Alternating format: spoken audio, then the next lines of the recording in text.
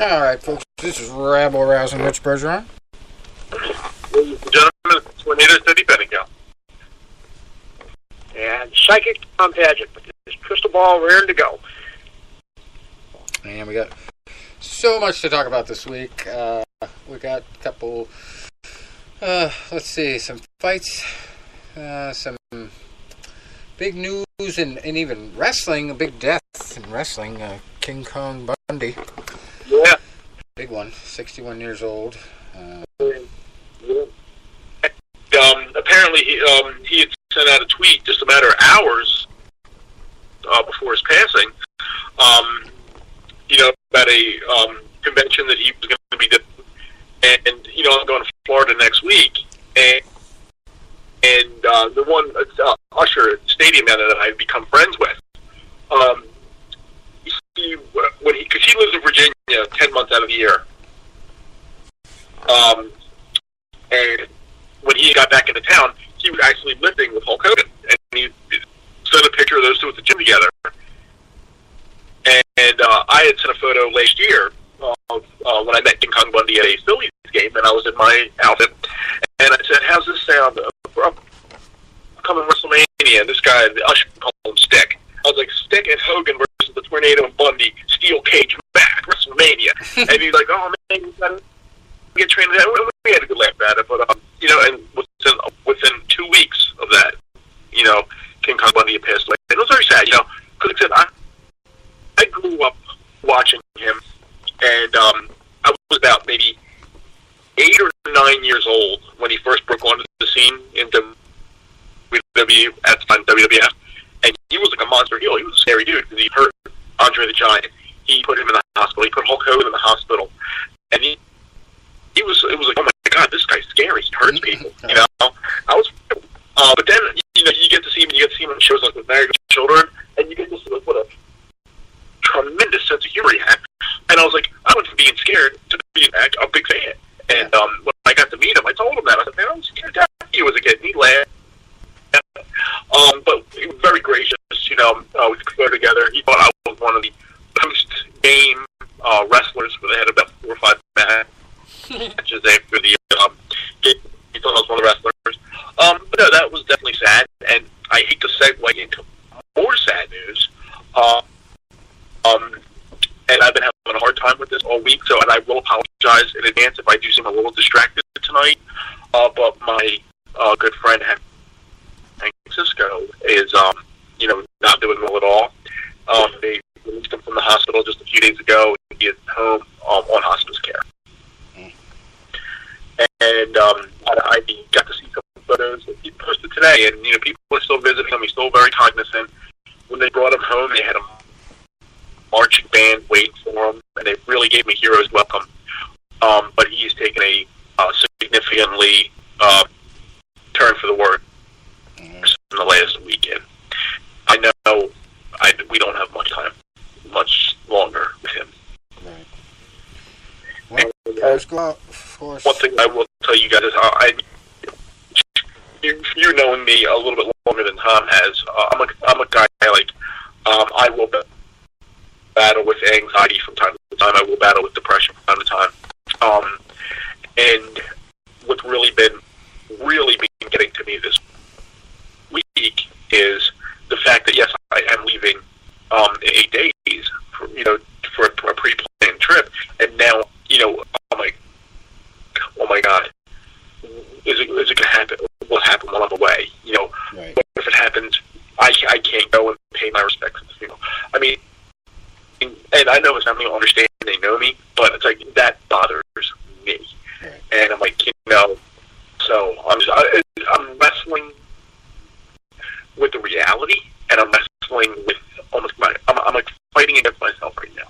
And so I do apologize if I get distracted at times tonight.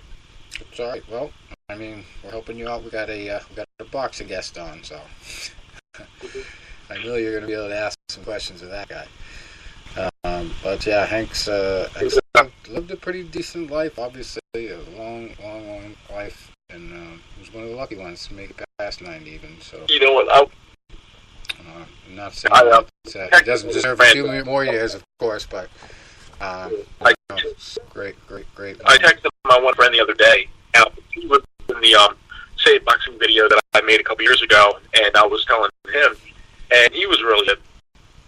I was upset. He goes, man, I remember that one photo we took, and we all had the big gloves on, and and we had the pasta dinner together. And he was 93 at that time when we did that. That was about 2 years ago. And I said, Mike, I'm going to tell you this right now. I said, whether 95 or not, I said, if I could have 1/10 of that man's showmanship and charisma, then I'm happy. Right. And my one friend tonight was he goes, man, he goes, you're a really magnetic guy. And I'm like, I don't got, a drop of what this guy's got. Well, obviously he had quite the impact on you, and I think that you met him for a reason. So I just wish we had a chance to talk to him at some point, but from what you shared about him, sounds like a hell of a guy. And we're going to be rooting for him, for sure. Yeah. Whatever he can do, maybe miracles do happen, so maybe just being home will help him out. But great guy, great life, and great accomplishments. Just being associated with Rocky Marciano, I'm sure you tell a lot of stories there. But yeah. We're going to be connecting in just a minute here with our guest for the night, and talk about a blast from the past. For me, this kid's father taught me one of my first boxing lessons, and comes from my hometown of Dorchester, where I used to go to the clinic there and teach kids. And also, this kid has another connection to me because he was born in Quincy, and that's where I went to high school. I went to a couple times. I went to that gym, O'Malley's there, on Main Street in Quincy, Massachusetts. You can't say Quincy. It's not Illinois. So we're going to talk to him about that, and of course, his big match coming up Saturday, March 16th, against Jimmy Williams, who is 16-1-1. Mark is 22-1 with 13 knockouts. He's a super welterweight here, current NABA super welterweight champ. So I'm going to get him on the line. Chat with him about that, but I'll never forget that day. His dad showed me my first little set of punches and hitting the bag, and his dad was a police officer, just like mine, so very easy to relate to and work with. So you say that just like Hank. Yeah. Small world. Yeah. Alright, we'll put it in a second here.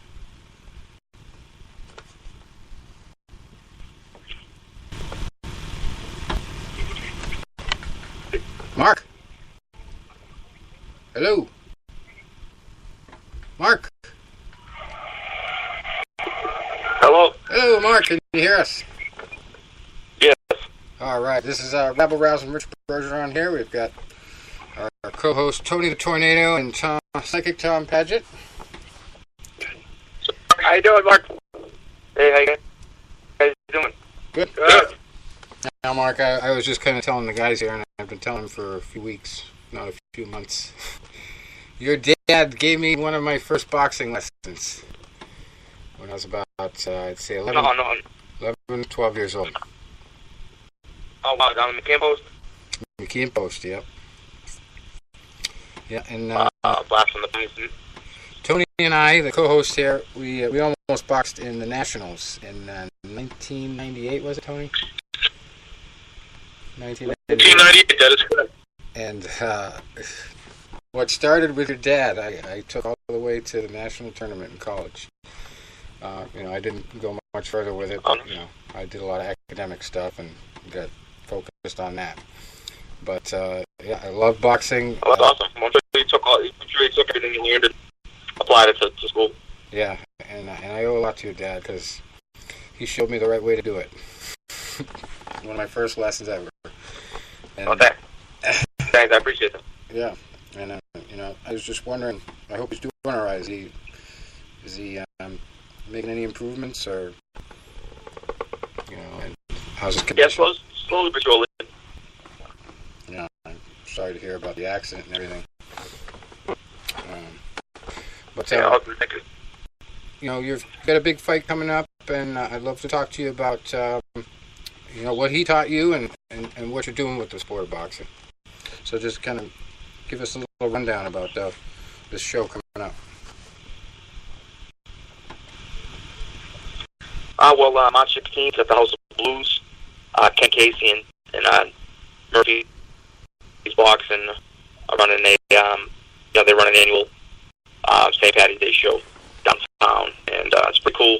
They got a lot of local fighters on the card, and some Irish fighters as well. They fly over here and fight on the card too. The night's gonna consist of boxing, and in between each fight is gonna be an acoustic set that Ken and his band will play in between. So it's pretty cool. You get to come out and get your bang for your buck. Right. Well, it sounds like a lot of fun. Now, you grew up in the Quincy area, too? I grew up in Whitman. In Whitman? Oh, so you were just born in Quincy? Yes. Okay. Now, did you spend a little time at O'Malley's there? The boxing? Oh, yeah, that was my first gym. All right. Yeah, I went down there a couple times when I was living there. I didn't live there too long after I boxed in college, but I went down there a couple times, and they always threw me in with the guys that would come right off the street as street fighters. And they would just wing punches at me, and I'd wait for them to get tired, and I'd go wait in, and the coach would say, "All right, cut it out." I'd feel like, oh man, it's just about to kill this guy. But yeah, I learned a lot there too. Great gym. They got all levels of boxers down here. Right. Now, tell us about what was your toughest fight so far in your career? My toughest fight. I've fought some pretty formidable guys. I guess my loss was a pretty tough one. Not because it was a loss, but because it was also a learning experience and all that little period. The loss and the rematch. Right. That was that took some resilience. So yeah, congratulations on just going right to bat and avenging that. That's very impressive of you to just step right back in there against the same guy and turn it right around. You get your belt. Yeah, it's a learning experience. You got your belt right back. That's the way to do it. Absolutely. So what's it like working with these guys, the House of Blues and also, the Dropkick Murphys? It's obviously a good venue and good people, so, they bring a different dynamic to boxing. So what's that like with music and boxing in the same format there? Ken's experience on the, promotion side, promoting shows and, attracting the people to come see the fights and stuff. And they're really, Ken and the team are really good. It's really good people, and they're a breath of fresh air when it comes to the boxing world. They're straight shooters, and they're dedicated. So they've been keeping me really busy since I've signed with them, which activity for a professional fighter is very important. And I've been lucky enough they've kept me fighting 3 or 4 times a year. So I have nothing but good things to say about Ken and the Dropkick Murphys. Awesome. So Murphy's boxing. So do you have a favorite punch you like to go to when you need it? The one that knocks the guy out. That's not the first time. Yeah, whichever that one is. Yeah. And what did you think about fighting up here in the Lakes region? I'm actually up here at Belmont, right next to Guilford, New Hampshire. Hampshire. What did you think about that Bank of New Hampshire Pavilion fight card there in general? As far as it was the biggest crowd I've fought in front of. It was like 8,500 people or something. Really? Unfortunately, I was trying to get press passes for that one, and I just couldn't get anybody to help me out. But I watched a lot of it on the feed. It seemed like a good atmosphere. And I've seen, I've seen a ton of concerts there.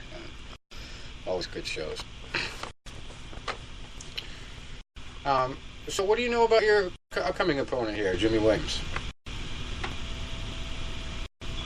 I follow all the guys in or around my weight class, so I'm familiar with him. He's a local guy too. He's from Connecticut, and he's a professional fighter. And not because he owns a license, it's because he's making a run at this himself, and he's pretty successful. He's beat some good fighters. He's held a belt similar to mine. I think he held the WBC Continental title at one point. And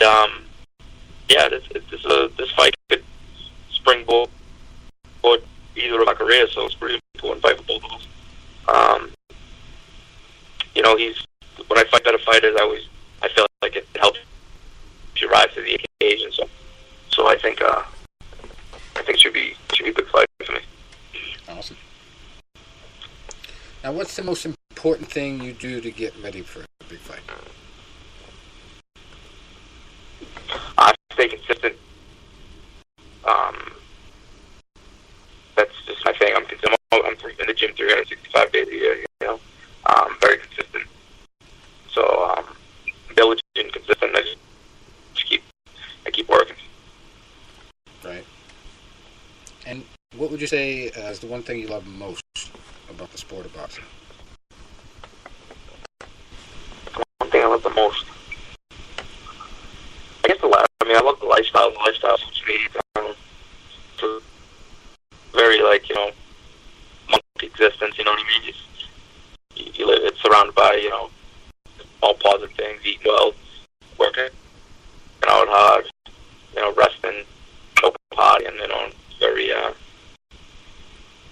Very monk life, I suppose. So. Yeah, discipline. So right? I like the lifestyle. The discipline is very good. Well, I had the pleasure of learning how to box outside of your father's lessons at military school, so I know all about discipline. Oh man, you got double whack. Yeah. Inside and outside there has been a lot of that. Yeah.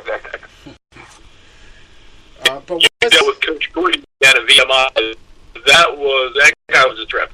Yeah. Oh God, Mark. I don't know if you've ever seen any movies with an old Marine Corps colonel running with a cigar, smoking a cigar while running, like athletically. I've seen a few. Yeah. Yeah. Well, this guy literally did that.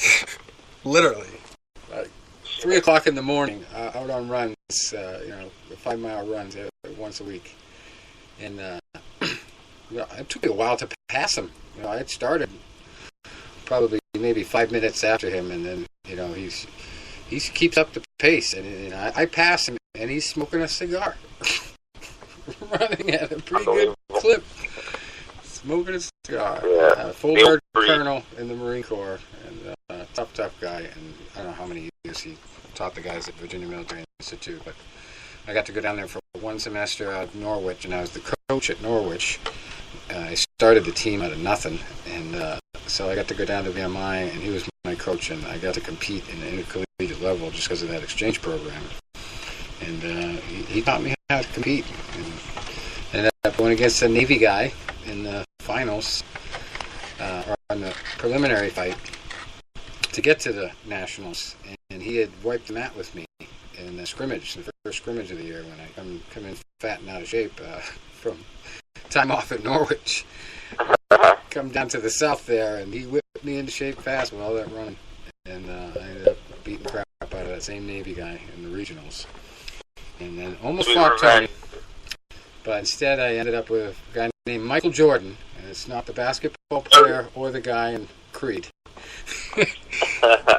It was another guy that Tony actually beat in the regular season, and I ended up losing because I wasn't much of an inside fighter, and he threw a lot of inside shots on me. I wanted to stick on the outside jab.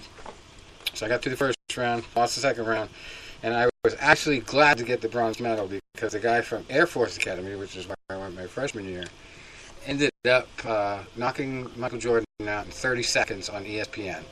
So I don't think I would have done much better. You got the main point. Guy from, how tall was he again at 185 pounds? Oh, God. 185 pounds, he had to be like 6'3". And skin bones. He was 6'7". 6'7"? Wow. Oh, my God. He was 6'7". Oh. I used to say, because remember, he could hit you on your stool before you got up. First round, I fought him in, I think, the semis, and he beat me by decision.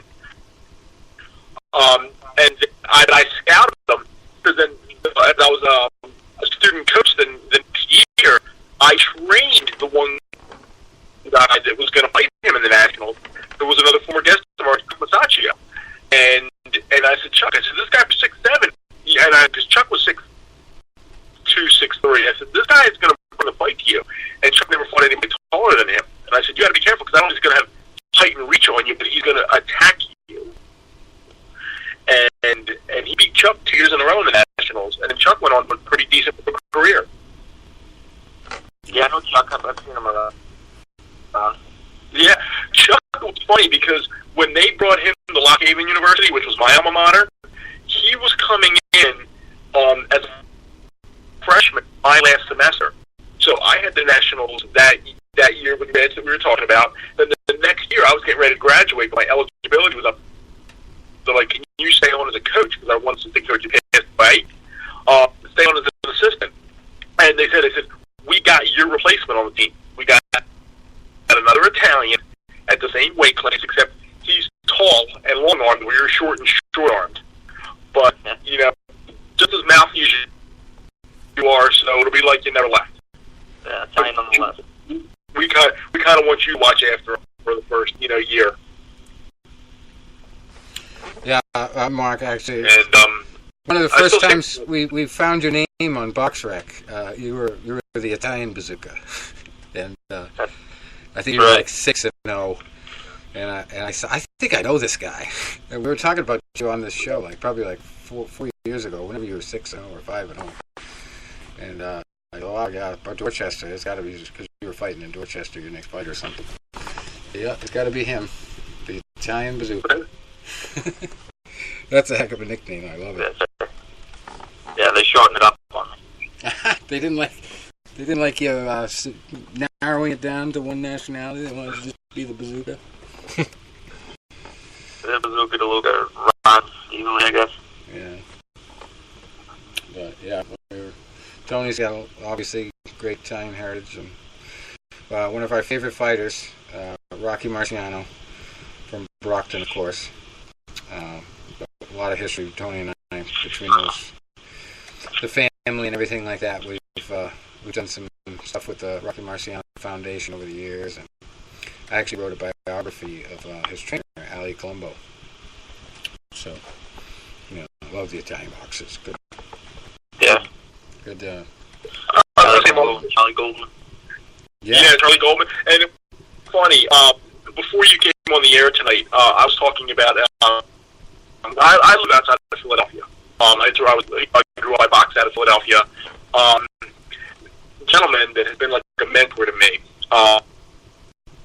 is into the last few days, and he's 95 years old. He was referee an exhibition on his 95th birthday about months ago, and he called me up to ask me if I would compete in it. Me and again one of my trainees, and more of like a sparring type session where it wouldn't get too out of control, because he's going to referee. He's 95, and I agreed to it. Unfortunately, it fell through, and then he's fallen ill within the last 2 months. But he actually trained Charlie Goldman with Rocky Marciano, and his name was Hank Cisco. SCO. And then he was a professional referee. He refereed Joe Frazier's second pro fight. He refereed a fight between Marvelous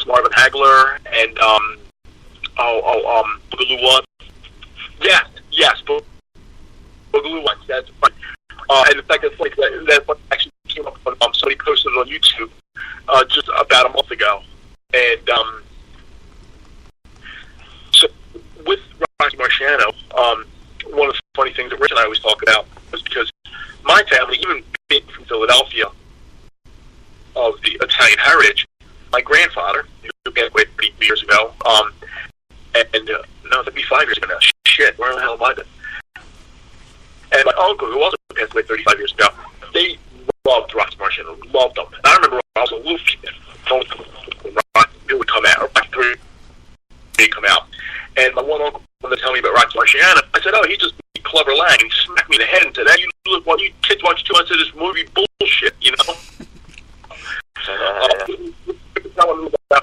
And then years later, after my great uncle had long passed away, he'd given, because he was in attendance in Philadelphia in 1952 when Rocky knocked out Jersey Joe to win the title, and he had kept the program and the ticket, and gave his oldest son. His oldest son, 20 some years ago, was having some health issues, and he was saying, he told my dad aside. He goes, listen, if I fall over tomorrow or dead, he goes, my brother will get that and sell it. All he cares about is, buying and selling, buying and selling. He goes, I cannot let this leave the family. So they came up to one of my fights in New York, SUNY Westchester, up in Valhalla, New York. Steve Acuto put the show on, and they presented me after my fight with the program and the ticket. So years later, I'm going up to a game at Welterweight, taking my dad up for Christmas, Christmas gift, June trip following year, and Rich was going to go, so we were going to meet up there and, hang out. And my dad said, what do we wear? And I said, they're playing the Phillies. My dad said, look at some Marciano shirts. Lo and behold, that's how I got in touch with Rocky's nephew, Dennis. So I'm talking to somebody in Rocky's family, so I ran downstairs and snapped a few photos of some of the memorabilia that I have. And he started talking, and he gave us guys like Duva and some other Rocky's friends to have on the show. And from there, next thing you know, just got a job redoing the website, and I was invited to come up with the statue dedication. All because I want a t-shirt. So cool. And still got the shirt, and I still got the program and the ticket. That will not be my possession. Yeah, hold dear to that. That's definitely the history you got. Yeah, they used to save a lot of his newspaper articles about this is the rematch to Jersey Joe they have, and I think the first fight with Ezra Carlin, so I have them all named. A lot of really, neat things, about history. But one of my jokes is whenever anybody comes over, and I'm showing in my basement gym where I have a lot of my memorabilia hanging, of fight posters that I've been to, of fight photos, some of my own stuff as well. But I'll sit there and I'll show them, and I'll pull them to the program, and I'm like, I was in the fourth. I went to this fight. I sat in the fourth row, and they looked at the date on there. 52. I said, I'm really about 93 years old. I did 82 well. Now, what do you know about Rocky, Mark? Have you studied his fight footage, or a lot about his history yourself? Oh yeah, I live about 4 miles from his house. Yeah, I love Rocky. I grew up in Yeah. Admiring him and. Yeah, I was lucky enough.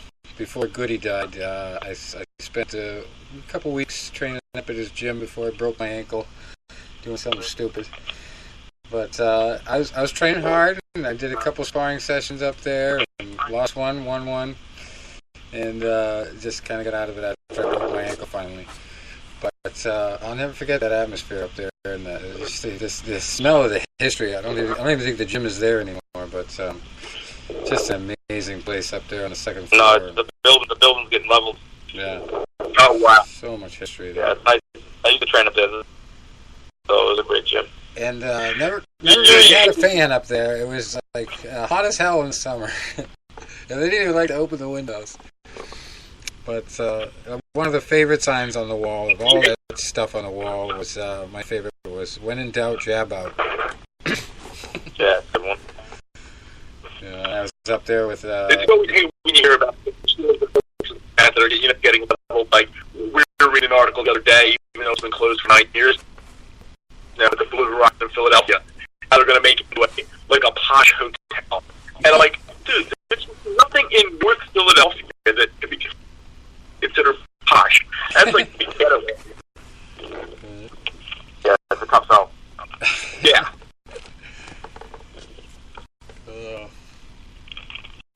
Now, is there anybody out there that really helped you along the way that was a role model for you growing up in the sport or outside? Yeah, if you were into mentors growing up, my uncle Derek Bonds, my first trainer, he was really instrumental in my development. Jimmy Farrell being another one. And then just learn from all the old pros down O'Malley's, the old O'Malley's. They give you a little piece of advice and words of wisdom and stuff. So right, yeah. Over the years, That's a nice little setup they have there in the basement down there. That was a good place. Yeah, it was. You walk from that basement right out into the middle of a city. I used to have to do that paper route for the Patriot Ledger when I worked for them. The Quincy Square route. None of the little carriers wanted it. It was funny. Anyway, looking at the sport itself, what's your ultimate goal with everything? Where do you want to take it? I'll be a world champion, working towards the top. Right. And is there anybody out there right now that you're thinking about trying to get an opportunity to fight? Or are you one of those guys that just locks down on the next guy? I'm open to any opportunity, anybody with a belt, anyone with a name in the media, something that will catapult my career in the right direction. But until now, up until the point I'm ready for March 15th, gotta get by here if I want to, springboard into bigger and better things. And can you tell us about some of the other guys on this card that you've fought in other fights with, and what they bring to the table, and what kind of action this whole thing is going to bring? There's guys that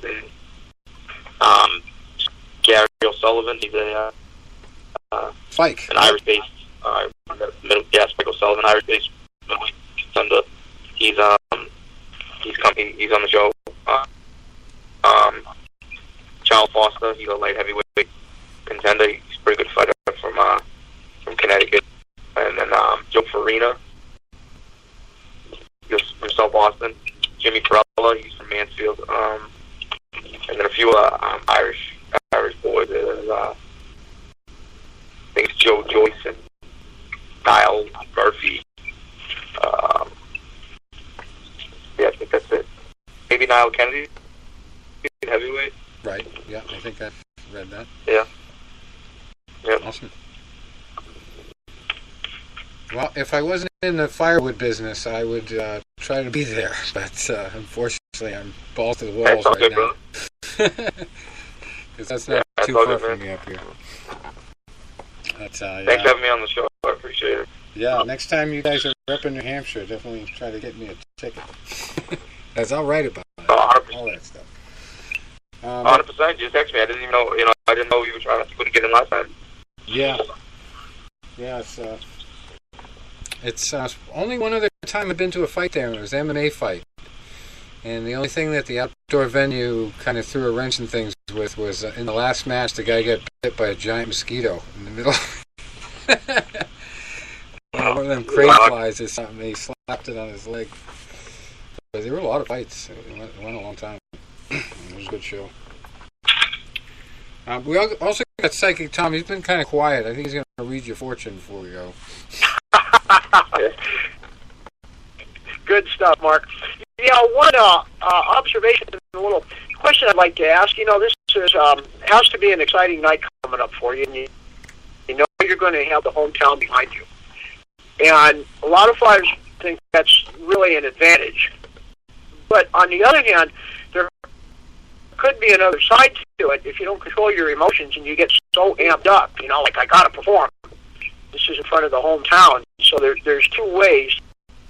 So, do you see it as an advantage, or do you see any downside for a fight this big for your career in front of the hometown? What do you think? Yeah, that's a great observation. It does pack on some pressure. It's some added pressure, and there is like a relief with the coming in, being the B-side guy. You just come in, no one likes you anyways. You're not supposed to carry the performance. Just go in there and do your best. So being the hometown guy does bring some pressure, but for the majority of my fights, I've been the hometown guy, so I'm a little bit used to it right now, and I kind of zone that stuff out and just worry about getting my business done.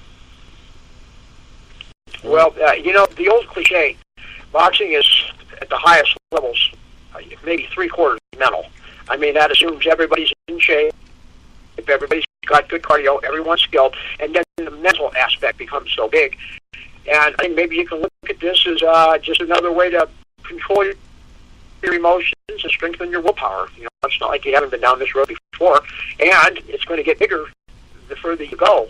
So it seems to me like you've handled that pressure before in the past, and I think you'll do fine. I appreciate it. Yeah, I got to get used to it, right? If I want to keep pushing forward, the venues get bigger, the stakes will be higher. So if I can't handle it at the House of Blues, it's going to be a long road for me. Yeah. But when you look at it, every fight's the most important one, because one punch can wreck a career, But I mean, with success coming, if you can keep the roll going, and fighting, pay-per-view in front of millions. I mean, I know when the bell rings, what I've heard, I never went that far myself, but when the bell rings, it's still a fight. But the pressure just keeps mounting. So I think this will just be a great opportunity for you to just take the emotions and focus them in the right direction. And you probably had some experience of that when you were in the Marines, so you learned a bit about that game. Yes, sir, absolutely. Yeah, and also, one thing I want to mention before I forget, what was up with those referees at the Marina Bay fight there? I hope you guys don't get those guys again for this. Which one that? The one where the guy took the point off, or 2 points off for a low blow that didn't even happen. What was the other one? Oh, geez, I don't even know. Yeah, that fight was in my ended in my favor, so I have no complaints. Yeah, I know, but yeah, somebody. It was funny after the fact. Yeah. Right? Yeah. And there was another fight. There was another fight where the referee was even worse. I forget what he was doing, but we were talking about it the week after because it was just like blatantly bad stuff. I don't know where they got those guys, but yeah. Yeah, it was nutty. So anyway, where can people find you online, and can we watch this fight on TV? The fight won't be aired on TV or any network, but I think MurphysBoxing.com will be streaming the fight. My handle, Instagram and Facebook, is just my name, DeLuca. You can find me on either one of those, and the Murphy's Boxing page should have a streaming app that you can check out the fight. All right. Well, we're getting all the press releases and throwing them up on FightNewsUnlimited.com, so I'll definitely also be tuning into the feed, and we'll be talking about it on the show, of course, when we get to the next show. But we're looking forward to chatting with you down the line when you are world champion. We hope you don't forget about us, okay? Nah, man, you guys are the best. Thanks for having me tonight. I really appreciate it. Yeah. My crystal ball is lighting up, okay? And I'm seeing my crystal ball is turning into a globe, and there's a belt wrapped around. Wow, this is amazing. I'm seeing a globe around, there it is, by all the way. And like I said, this will be a great opportunity, and I know you're going to come through. You're ready to hear first. Thank you. Thank you very much. Tell your dad thanks, too, because, that was big. Hey, thanks, guys. Have a great night. Appreciate it. Thank you, guys. You have a good night. You too. Bye-bye now.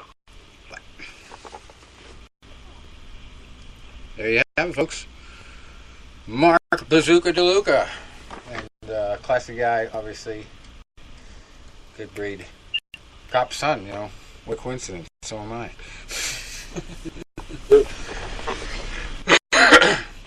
Yeah, I didn't go to the Marine Corps. I went to the Air Force for a year, technically, but straightened me right out. All right. So now we got to throw everything else at the wall here.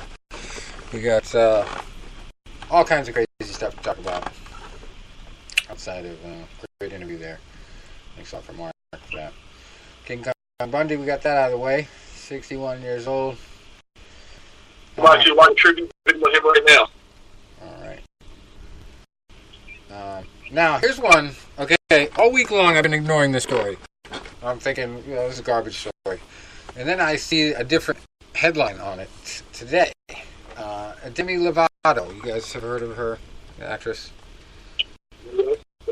Demi Lovato. Okay, obviously, beautiful woman. She's keeping in shape with boxing, right? So the other day, she's boxing with her trainer, and she knocks her trainer's tooth out. So they make big headlines all over the place. Demi Lovato knocked her trainer's tooth out. So I'm like, whatever. Then I see her trainer is Jay Glazer, the football guy who does MMA too. And I said, wow, this is crossover sort of story now. So now I think it's worthy. But yeah, and he had his mouth guard in. He still lost the tooth. Glazer told everyone not to worry and used crazy glue to get the tooth back into place, which doesn't sound like the best thing to do. But hey, I'm no dentist, says this author. Yeah, knocked out his tooth. That's a rough one.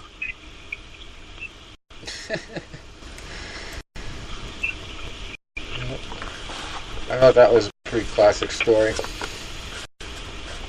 Mike Tyson is not necessarily in the news for anything big, but there's a clip of him going around boxing at 52.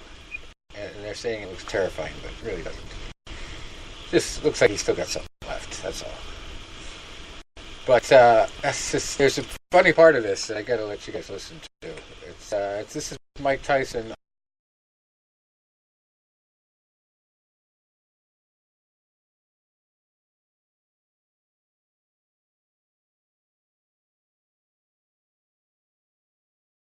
Stuff, man. You don't even like all that stuff, spin class or anything? No, all that stuff. Hold on.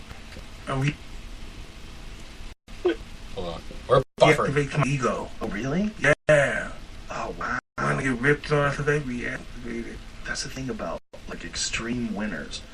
Extreme winners, that ego is hard. Yeah, if I to activate snuff my ego, out. I'm gonna lose in life. Yeah. I'm gonna lose in Canada. I'm gonna lose everything. What if you go jogging? Can you go jogging? Nah, I do a treadmill work and stuff. Okay, treadmill. That's it. But if I start to think that I'm special, if I get a glimmer of that thing, say, hey, whoa, Yeah. look at you. You're better than that. I saw a video you hit in the bag recently. It was a couple years ago. Mm-hmm. You still hit the bag? You can still throw some bombs? I do it probably for the camera. Yeah, that's what you're doing. But I'm like, damn, you can still move. You still have it in you, right? I don't know. But it's in your body. It has to be. I don't know. But does it feel weird? What I was going to get to, if you were standing in front of that heavy bag and you start rattling off combinations, you start thinking like, oh shit, I'm actually Mike Tyson. Like, I was that guy. I am that guy who went through that. I am the youngest heavyweight champion of all time. I am that guy that destroyed Tyrell Biggs. I am that guy that knocked out Larry Holmes. I'm that guy. I look at that guy. I look at that guy, and somebody is giving me a platform to help me forget about that guy. What? Yeah. It's beautiful that you have that mindset. It is, because most people who've accomplished as much as you have, they don't want to ever let the past go. Oh shit! Let that go. Let it go. Let it go. Let it go. But do you recognize that? That's a beautiful part of your personality. You had one of the most successful boxing careers ever. but you don't want nothing to do with it. You don't want to. You want to acknowledge it exists. You wish it went away. In order to arrive to that next chapter in life, you have to forget the chapter that came before you. Yeah. And focus on the chapter ahead of you. Yes. Yes. That's a great lesson.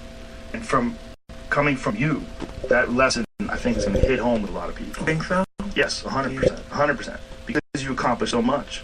Because you were the youngest heavyweight champion of all time. Because you're the baddest man on the planet. This big hero for a lot of people like me when I was growing up. To see you now say, that's then. I'm done. Nothing. I don't watch it. I don't work out it. I'm not even a part of it anymore. I'm concentrating on my life right now, and I'm happy, and I love people. You know, Joe, that's really crazy. But when you think about this, listen, being that person, that guy that sent me to psych ward a couple of times, that sent me to so many other places, to prison. Said, wow, that sent me places. That guy is a trip. Yeah. That's a trip. That guy had you in underwear holding a tiger on a chain. Yeah, that's a trip, man. What did you go to the psych ward for? It's been crazy, violent. Probably thought about hurting myself or something crazy like that. What do they do when they take you in the psych ward? How do they treat you? I don't know. It's the same way everybody treats me. This is my mic and stuff. No, but I mean, how do they take care of you? What do they do for you? I mean, how do they take Mike Tyson and calm him down? They give you some fucking pills, man. That's some it? Thorazines or something. Yeah.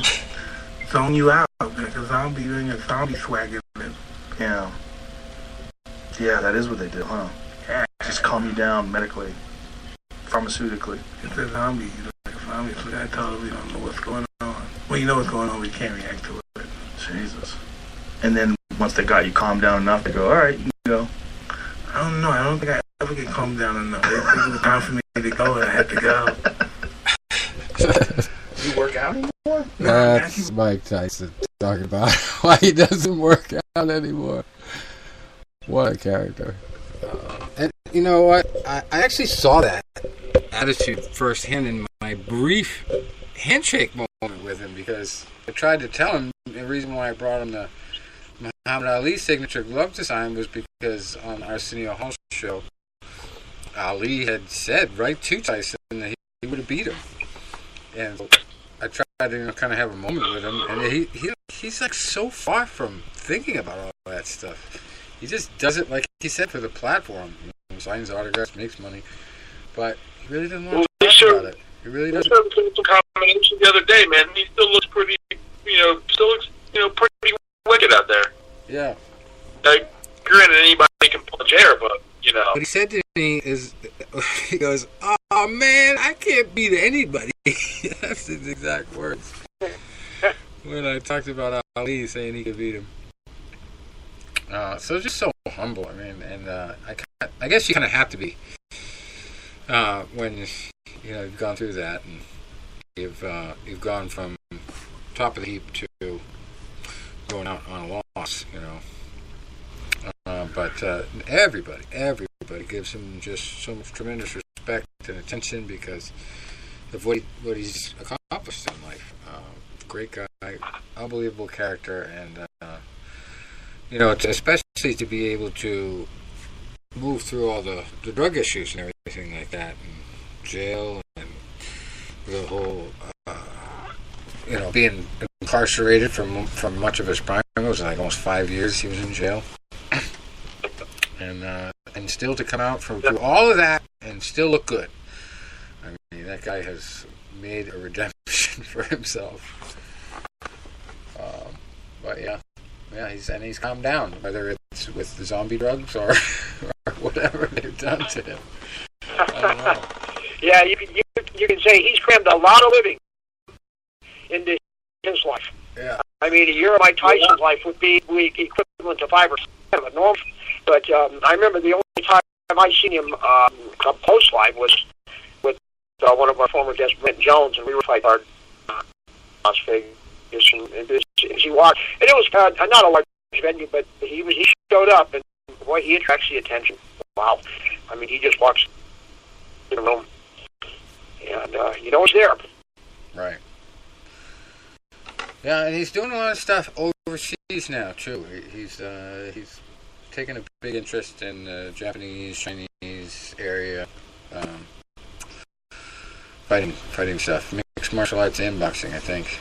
Or I think it's mixed martial arts. He's been doing more of that than boxing lately. But Still staying busy with it. Still keeping a connection to it, but just doesn't seem to want to talk about his own shit. That's all. He's afraid of that guy. It's just kind of funny to me because you've got your other performers, a guy like Alice Cooper, who I've also had this chance to meet in an interview. He is that guy on stage, but he knows it's a persona. He's a completely different guy in real life. But Mike Tyson had to be that guy inside and outside the ring. So you know what makes me think of sometimes, Rich? Remember the show, classic show of The Incredible Hulk, you know, with Bill Bixby and Lou Ferrigno. And I remember they were doing, it was one of the made-for-TV specials. The show had been canceled, and they made a couple made-for-TV specials. And one of them was they were trying to, a couple of these scientists that wanted to research David Banner and the Incredible Hulk creature. They were telling him, they're like, we have to, you know, get you to turn into this creature so we can study it. And he was like, no, I don't want to do this. He goes, I can't control him. You know? He's like, it's been pretty, but he's like, I can't control him. And then they had to put him in like a force field or whatever that he couldn't get out of so they could study him. But I was like, and I remember liking that sometimes even when I would fight, you know, because like, so like, well, this and that, like, and then over the fight part, I'm like, you gotta understand that the guy that you see inside that ring is me, but it's not me. And you're right, I can't control him. And I would talk like almost like a third. It was like a third person. You know, it's like, no, the guy that's in there, Tony, cannot control. Tony cannot control the tornado. Now the tornado now is more like a gimmick, right? But the tornado was the fighter, and Tony could not control the tornado. You know, the tornado. Well, it's like that old classic question. Like everybody always asks if you have a friend that also boxes or something, and you might have to fight your friend. Like they're always like, "How do you do that?" That's the answer. You're a different person when you're in there, and it's competition time. If you do it right, anyway. I mean, you kind of have to be. It was a lot of, and I'll tell you, it was another fight, and this one, like you see a lot of times guys either compete with each other, you know, and the one fight, and it's almost 30 years ago, and it sticks out in my mind. And speaking of Mike Tyson, was on one of his undercards. Oh, before he went to prison, it might have been one of the times first or second time that he fought with DeLuca, maybe. Don't quote me on that. But the two fighters on this card were very good friends. Simon Brown, who was a multiple-time world champion, and I believe the other guy was Maurice Blocker, they called him the Thin Man because he was a real tall and thin for a welterweight. And they were very good friends. Very good friends. And they had to fight each other, and it was like, and they had a pretty good fight. And Brown ended up stopping him as soon as the fight was stopped. He embraced him and he comforted him. The guy that he just knocked out. But you're right. It's like I remember, Rich, a perfect example. Say, you know, when we nearly fought, I really didn't know you. So I would have actually had to kind of make something up in my mind to really piss me off about you because I didn't know you. So like when I was going to fight Michael Jordan that year at Lock Haven, what was my motivation for that fight was, first of all, it was my last time on my home campus, and I remember when Coach Cooper was wrapping my hands up, and he's like, "No, this guy, you know, he's coming off post. We've never seen him before, but he's coming to your house. You know, it's the first time off post, and he's coming into your house. You're an All-American, and he's coming into your house, thinking he's going to walk up with and beat you." And then I'm starting to get a little bit of the adrenaline going. And when we were lining up, you know, just so we could walk into the ring, you had to line up against your opponent. You'd each get into the ring and box corners, and they would introduce you, and you would shake hands, and you'd walk out. So remember, Michael Jordan, once again, his first time off post, he'd never seen me before either. Now his coaches had. His coaches had coached against me, but he hadn't seen me, and he said something very innocent. "Where's Tony?" That's who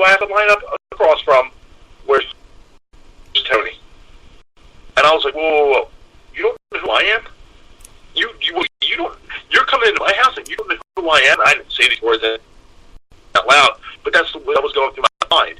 I'm like, who the hell you think you are, you know? So that had me frothing at the mouth. Like, this one comes into my house, and he don't know who I am.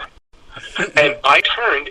My dad even said to me, like, talking to him later, he goes, there's a look in your eyes tonight before you went in that ring. He goes, and I've seen you fight. He goes, but I've never seen that look in your eyes like that.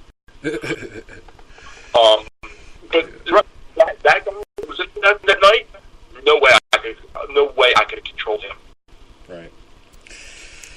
Yeah, and obviously, you know, we know that during those heyday years, Mike Tyson lived a very wild life outside the ring. Good. Robin Givens could tell us some stories, I'm sure. Yeah. Man, crazy stuff. Anyway, moving on from Mike Tyson. Let's see, what's next on the pipeline? Have you ever heard of a lucky stroke?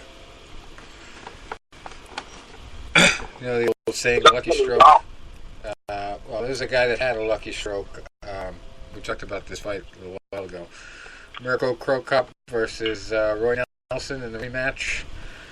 Well, that night, Mirko Cro Cop, even though he looked like he beat the crap out of Roy Nelson gave him a stroke. Now, they said this has nothing to do with fighting, supposedly. I don't know how that conclusion is being made, but he says he's retiring now.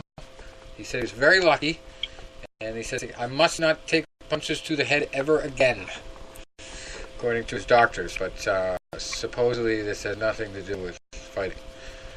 Makes no sense to me how they could even conclude that, unless they're trying to protect somebody from a lawsuit. But, he said suffered a stroke after his unanimous decision win over Roy Nelson last month at Bellator 216, and has been advised by doctors to never fight again. Crazy stuff. 44 years old. He said in an interview, I had bleeding in the brain. I came out of the hospital today, and that's why I wanted to come here to see people feeling good. I had an unbelievable luck in the accident. He says it's from a neck issue that had been bothering him for several months. And he said it will not be life-threatening as long as he never fights again. He says, I will never enter the ring again and not let someone hit me. So he will retire with a record of 38 wins, 11 losses, 2 draws, 1 no contest, and will forever be known for, was it left leg hospital, right kick cemetery? Is that what it was? No, the other way around. Other way around. Remember, he's a southpaw, so it was right leg hospital, left kick cemetery. Yeah. Famous fighters. He battled Fedor Emelianenko, of course, Josh Barnett, Antonio Rodrigo Nogueira, and many, many others. And he's also a big kickboxer. So, how anybody could tell this guy who's been in this much combat that his stroke has nothing to do with fighting? I think should have his medical license taken away. We definitely hope he's over the hump here, though, and doesn't have any further issues from that. I don't mean to make light of it at all, but yeah, I just don't know how a doctor can tell you that. That's all a neck issue. So I don't think a lot of strokes happen from neck issues. Anyway. So I'm sure he'll stick with the coaching and non-combat stuff and still have some kind of a link to MMA, but we'll see. Good luck to him. And we also had one of the wildest MMA cards I've seen in a long time, especially when it comes to the co-main event and the one that we kind of accidentally predicted correctly last week, Tom. But talk about Lucky. I think Ben is going to change his nickname from Funky to Lucky after the Robbie Lawler fiasco. Now this is officially on Sherdog listed as a technical submission bulldog choke. 3 minutes and 20 seconds in, a loss for Robbie Lawler, but really, it was a fake choke because Herb Dean and Robbie Lawler miscommunicated, basically. Herb Dean was looking for a verbal response from Robbie Lawler when he should have, done the old WWE move and picked up his arm and see if it dropped. And instead, he's looking for a verbal response from a guy who has his jaw locked up in a hold. And he is conscious, and as soon as the guy lets go, he pops up and looks at Herb Dean like, "Come on!" And something's fucked up. But Ben Askren, before that, got the ever-living shit kicked out of him in the striking battle, and looked horrible. Then has the nerve to go out there and act like he meant to do that. And one of the most obnoxious post-fight interviews. This screams for a rematch. Yeah, definitely. And as a couple of the calls I received on that, one ex-fighter was telling me that the reason because he was just going off on Askren even before the fight, and that he's never fought anyone, on and on. And I said, okay, what is it? What is it about him that you hate so much?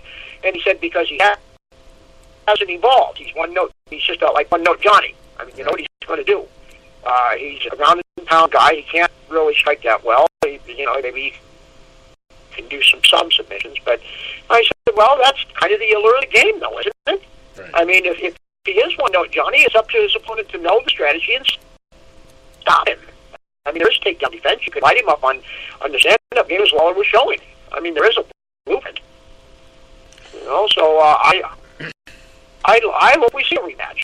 And maybe we'll have it, I don't think Herb Dean meant to be the show. Right. But, yeah, I'm hoping for a verbal come on. I mean, Herb experienced ref, he knows better.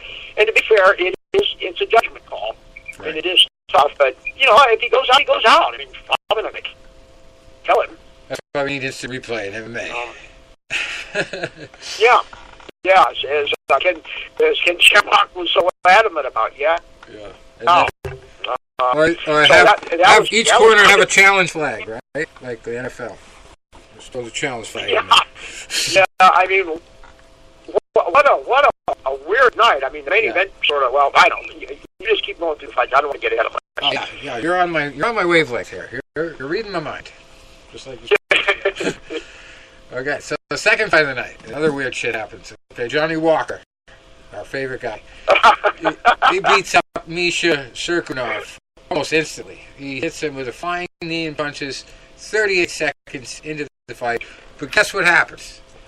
He friggin' tries to do a celebration move and, dead falls back onto the mat and dislocates his shoulder. The whole time he's interviewed in the fight. Unbelievable. He's got a dislocated shoulder. And he admits it, and Joe Rogan's like, did you just injure yourself? I've never seen anything. Apparently there is a name for what he's doing. Yeah. I don't know. It must be some kind of soccer thing. Something like that. I don't know. Yeah, and what he did, Tony, was he came to attention and he saluted. And then he seemed to fall face first. And I don't know, I thought he put his hands out, but it must have obviously something went terribly amiss there. And, oh, man, because, the sad thing about it, and hopefully he's not hurt too bad, because he can skyrocket to a title shot. That division right now is stagnant.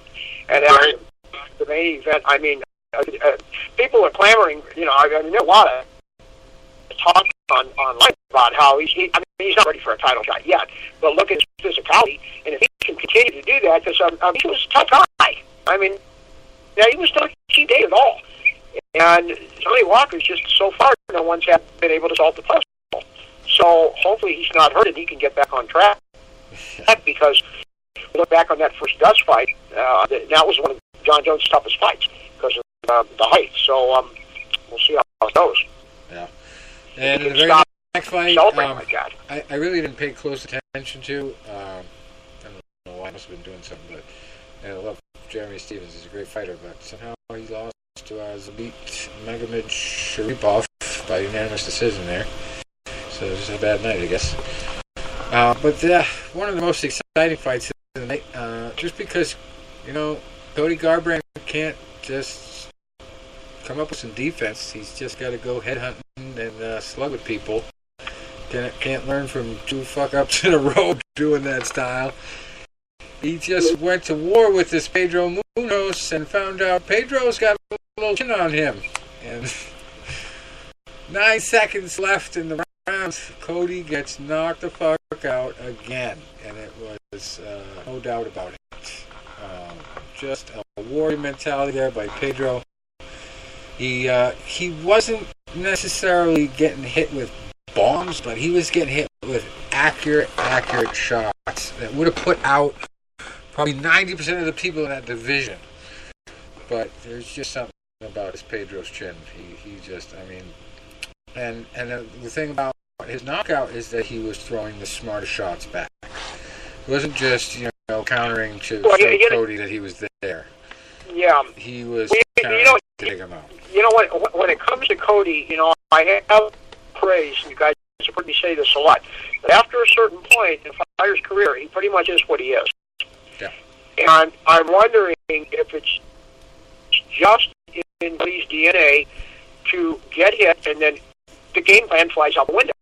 Because I'm sure he had a game plan, and I'm sure as a former champion, you always want to have a plan B and maybe even a plan C if you can still be conscious to get to the plan C. But it just seems like his emotions kicked in, and his fight IQ dropped right in front of us, right in front of our eyes. 20-point drop in fight IQ. Yeah, and so, he is also one of those fighters. Okay, and this is where Pedro also showed a little bit different game plan, not just a tough chin, but he also had better defense. He had his hands up for a lot of those exchanges where he wasn't throwing punches. But Cody gets in that mentality when he's not only has shitty defense just because he's throwing punches, but he has shitty defense anyway. He'll just walk across the cage with his hands down at his waist sometimes. And you just can't do that against somebody that you're trying to slug with. And if you're going to do it, your name's got to be Floyd Mayweather. You got to be in a boxing ring because there's just too much shit that can go wrong in MMA when you do that. And I just don't know why guys are ever taught that way because it's just too flashy and it's too dangerous. So it just begs the question: is he done? I know theoretically he's not because he's only lost 3 times and twice with TJ. But you wonder if the damage from that TJ experience is taking something out of him. That's the phrase that maybe TJ's holding his heart. I think somebody just needs to pull the guy aside and say, look, I know you're trying to get back on track, but every fight doesn't have to be a knockout for you. You just go in there and try to fight smart, and maybe things will go better. You're just trying to blow your wad and take the guy out every time. I know that's a good mentality to have, and a knockout can come if it gets to that point, but don't fight like you have to have it. Okay, but you have to think that there's someone in Team Alpha Male that's telling him that. Yeah. This isn't a quadratic equation to figure out. And I'm just wondering if his corner was giving him that plan. Well, you want to stay calm, stay focused. I keep thinking of our former guest there that had his teeth knocked out. We just played the clip a few weeks ago. Henry Corrales. He's got the Henry Corrales mentality. Yeah, I don't need defense.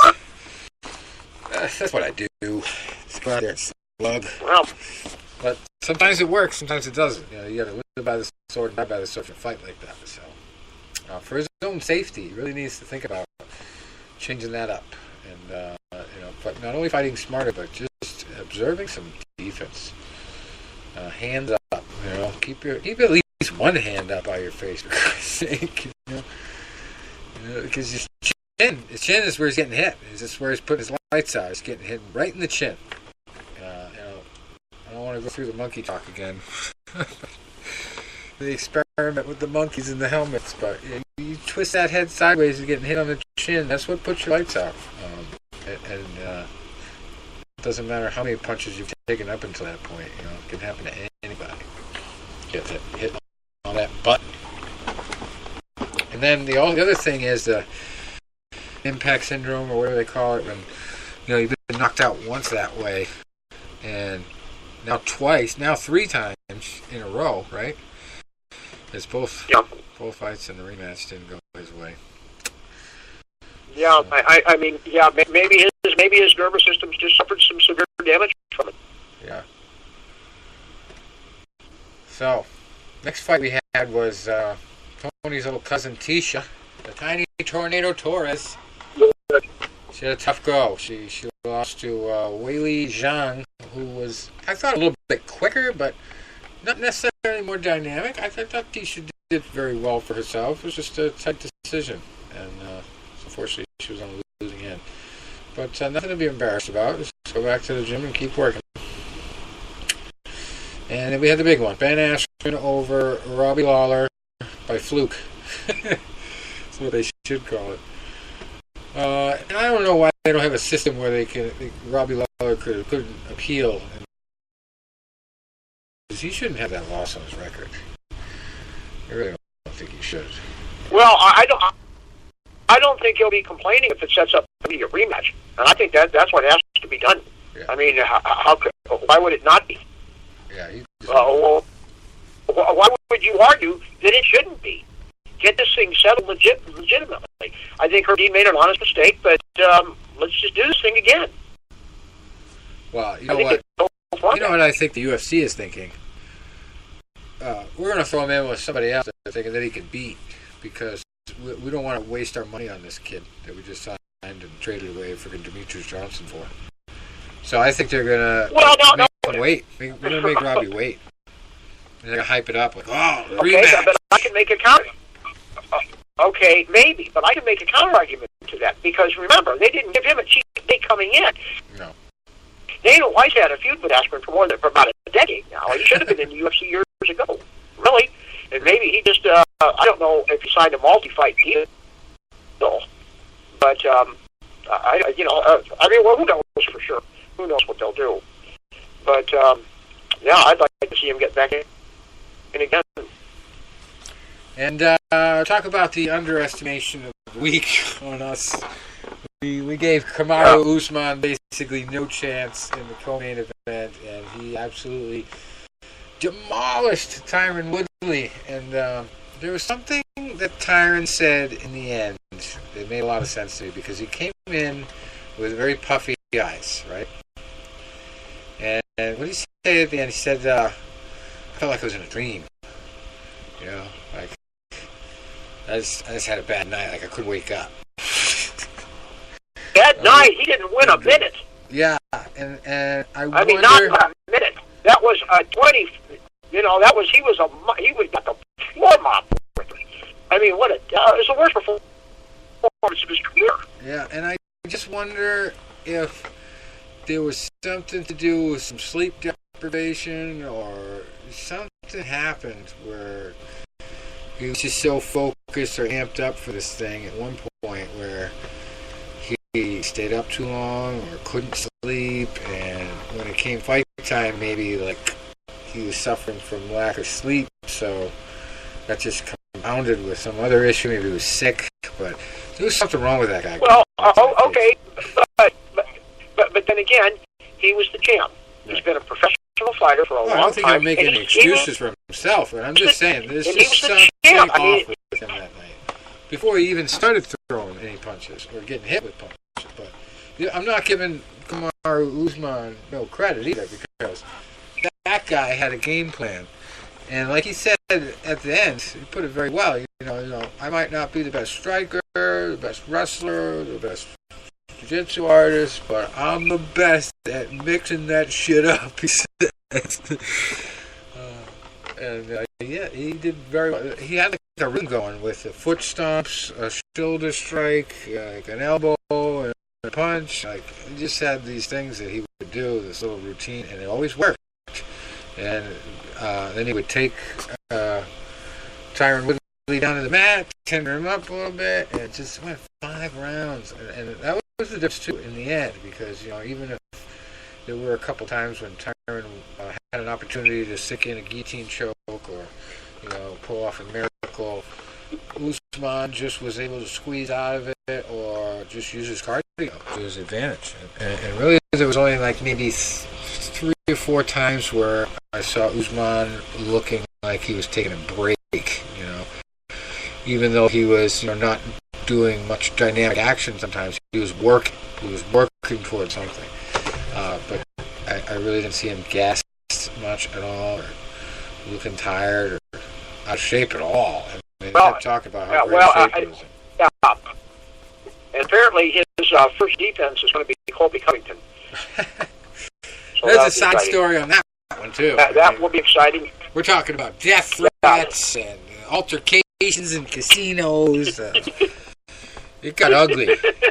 Well, that's what's needed. I mean, the buzz for that fight starting already, and Woodley is just going to have to go back to the drawing board. I mean, I'm not saying he's done. That could have been just a bad night, but man, I mean, I'll tell you, Colby Covington. I think I need to write an article about the guy because he's my new hero. Just the way he goes about his business.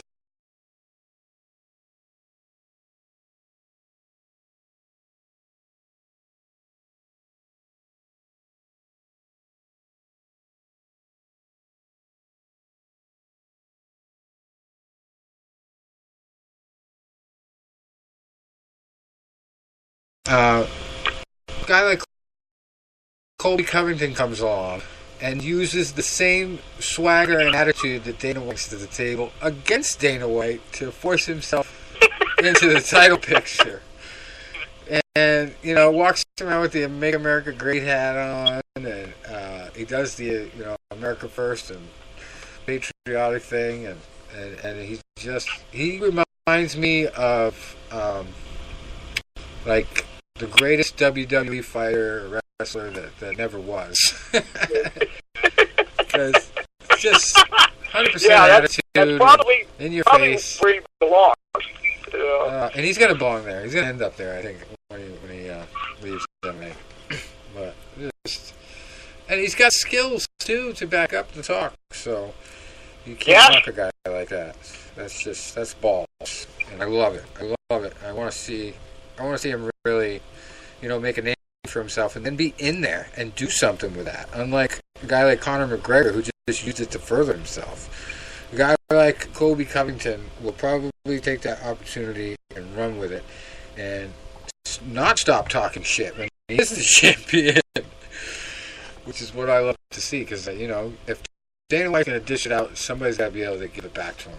And Colby is the only one so far that has, and in a big way. Other than Al Quinta. Al is pretty good at it too when he gets rolling. But, yeah. Al Quinta, there'll be a tag team act in WWE, those two, like you've never seen before. Al Quinta and Colby Covington. I don't even know what name you'd call them. But, yeah. That would be a good one. Well, yeah, that is a visual right there. And I guess we don't have tag teams in MMA, but yeah, we do. Yeah, we do. Not tag teams, but team fighting. We've got team fighting in MMA. We talked about that before. That's a fiasco. John Jones versus Anthony Smith, the main event. Not much doing there. Anthony definitely had some moments. Landed some decent punches and everything, but John Jones just did what he does, and it's like with him, it's just there's just certain things that nobody else does. Nobody hits people with spinning back elbows consistently. Nobody throws oblique kicks all the time at the shins. Nobody has that kind of reach and height in that division. So it's just the things that nobody else does that John Jones can take into a fight with a guy who's just a journeyman, has way more experience, but has seen his share of losses, and John Jones can just pick apart those little things and land those little moves, and without even looking completely dominant, you're just like, wow, he's winning this. He's just taking it home. He was never anywhere close to really, ruining Anthony Smith or just taking his will away. Anthony would just keep coming and coming and coming. That's why they call him Lionheart. But you could always tell there was a certain point in that fight where he knew he wasn't going to win, and he was just trying to survive. Right, and so this is why the path is there for Johnny Walker if he can string together a few more of these wild, crazy finishes with his insane physicality. Right. They're clamoring for something. What are we going to do in that division? I mean, the only thing, if Cormier would want to come back for a third shot at it, but I don't know how that would sell. Even with Cormier's success at heavyweight, coming back down to 205, we've been down that road twice now. So, I don't. What do you think? I mean, what do you see in that division? I'm not seeing much. Well, breaking news. Anthony Rumble Johnson, former guest of ours, talking about coming back. Going for that rematch. Well, he wouldn't need he's never fought John Jones. I mean, that's the fight that everyone was dying to see, but Anthony couldn't get past Cormier the second time around. But, that would be exciting if he comes back. The division means something like that. Just right now, I'm just not.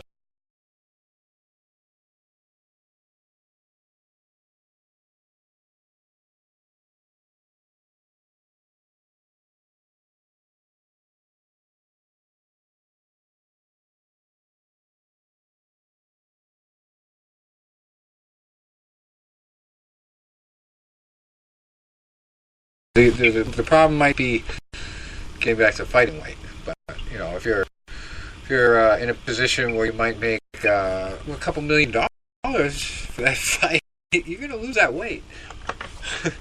Well, I'm sure he could, and I think if you look at it from John Jones' standpoint, who does he have?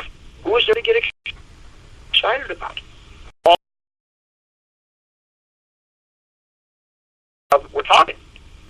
And but aside from that, I'm just like you said, just not seeing it.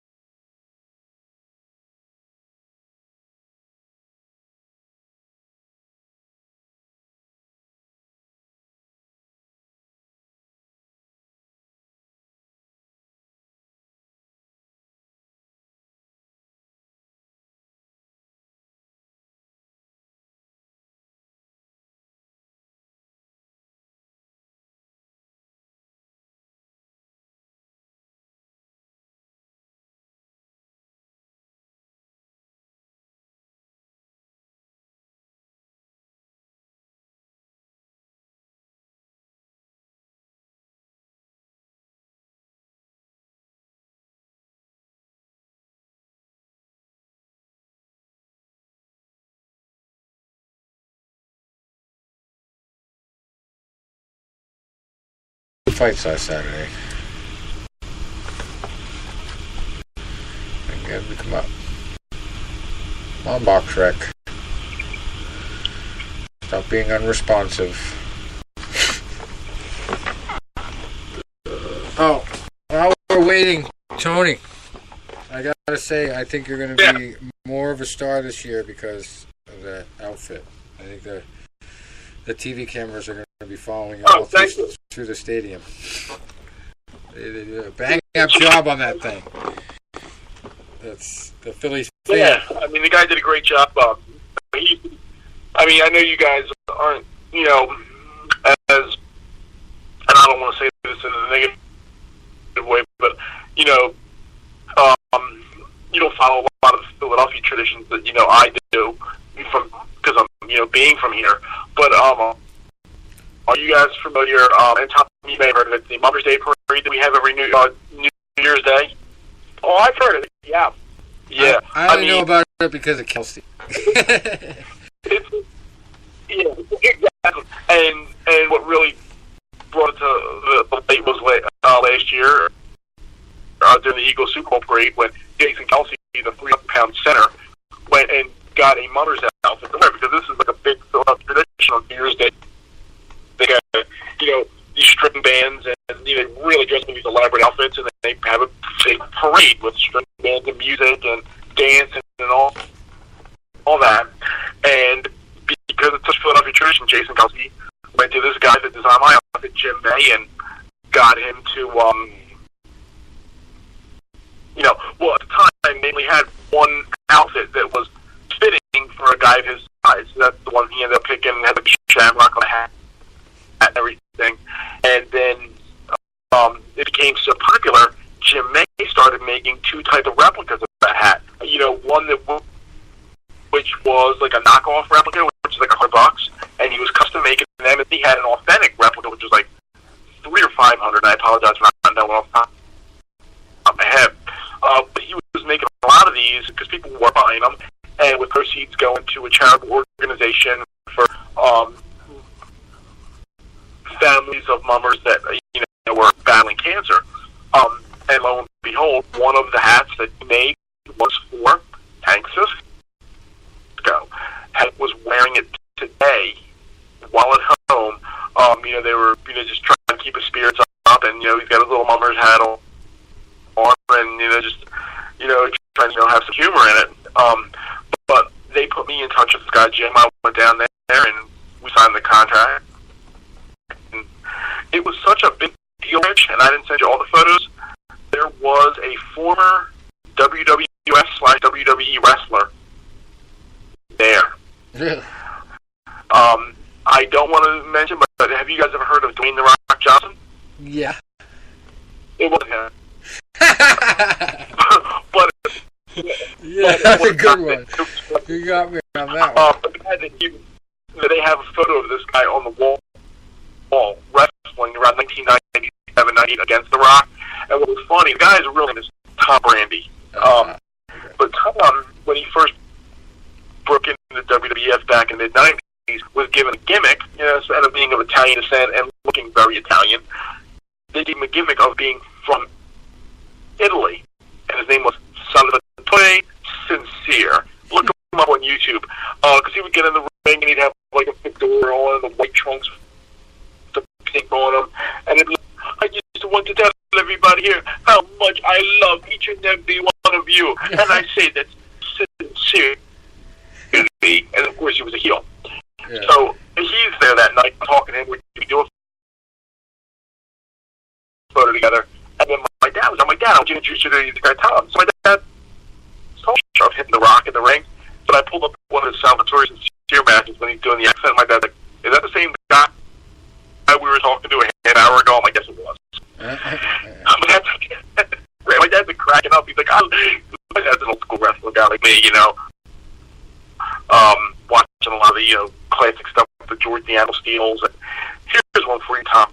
You remember a guy, and I know you do, the Manchurian Giant. Do you remember him? Man, that's when was he big? Late 60s, early 70s. Okay, see, back then it was so regional.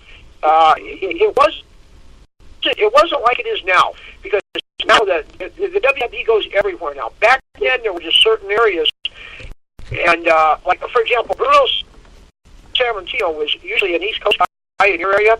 Yep. And he would very rarely venture here. What he did was like a big deal. Yeah. So, but let me give you his more well-known name. Have you ever heard of Gorilla Monsoon? Okay. Yeah. It was back then when they really tried to keep it protected, unlike they do now. Gorilla Monsoon was not just one of their main attractions at the time. This was even before he had the thing where he threw Muhammad Ali out of the ring and all that. Before all of that, he was known as the Manchurian Giant and couldn't speak English, and he would eat lemons and everything. And this was even before I was even born. But he used to come to the local TV station to drop off the films. And that's where my mom worked at the time, before I was born. And she was like, this man, he's on TV, unable to speak, like an average, almost like a George the Animal, before there was a George the Animal. He'd come in a suit and everything, was just so well-spoken and so nice. So, and that happens to be funny. His real name was Bob Morella, and his son was one of the top referees, Joey Morella. And a few months ago, I'm on Facebook, and I get a Facebook friend suggestion from a lady named Kia Morella, and she's involved in wrestling with two friends, including Tom Brady. So I Facebook friend requested her, and we started talking. I'm like, yeah, you have a very familiar last name. And she's like, there was a wrestler about 10 years ago named Santino Morella. She goes, everybody thinks I'm related to him. And I'm like, no. I knew that his name was a gimmick, and it was a tribute to Bob Morella, Gorilla Monsoon. And she goes, Gorilla was my uncle. And that's how we became very friends. And that's how we talk all the time. I'm like, oh, your uncle used to bring stuff to my mom. And the one, Gorilla Monsoon's, I'm really going to tie this one in for you guys. You'll love it. One of Gorilla Monsoon's last appearances, maybe his last appearance ever, on a television WWF program, was WrestleMania 15. Okay? WrestleMania 15, they did a match called Brawl for All, which ended up being pretty much a disaster. But what they were doing at the time was they were having these real shoot matches, hybrid boxing wrestling, where you could score points, and they had 3-round fights. They were expecting this one guy who was a former collegiate champion and a legitimately tough guy to win. His name was Steve Williams. The problem is Steve Williams got knocked out by a guy named Bart Gunn. Bart Gunn wins the whole tournament, and they ended up having a WrestleMania match in Philadelphia, a brawl for all, half boxing, half wrestling. His opponent, guest on our show, Bean. Right? Well, unfortunately for Bart Gunn, he got knocked out badly in this bout. I mean, he really, it wasn't fake, it wasn't set up, it wasn't gimmicked, but he really blasted him. Gorilla Monsoon was one of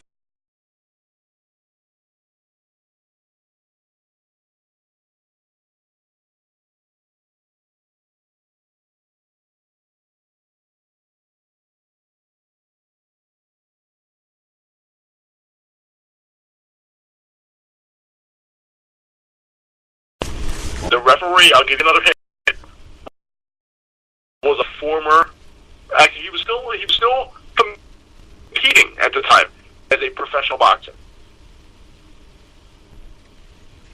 I know, I'm stumped. The suspense is killing me. Tap. It was. I'll give you one of his quotes from our show.